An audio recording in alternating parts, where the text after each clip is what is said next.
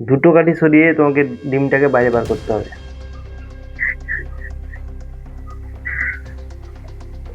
তবেই তুমি 500 টাকা পাবে। আচ্ছা শেপটাকে যদি আমি উল্টো করে দিতেও হবে? শেপটাকে উল্টো করলে?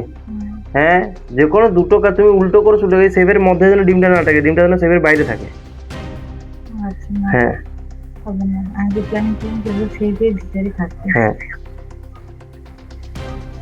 আমি পারবো না, এটা কি কোনো মতো সম্ভব? একদমই সম্ভব।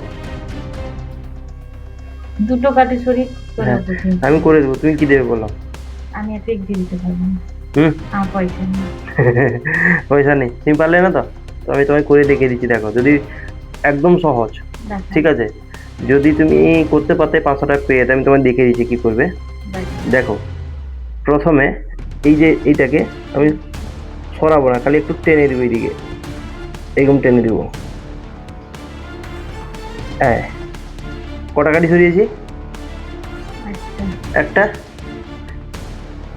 এটা তুললাম, এই দেখো কটা কাঠি সরিয়েছি?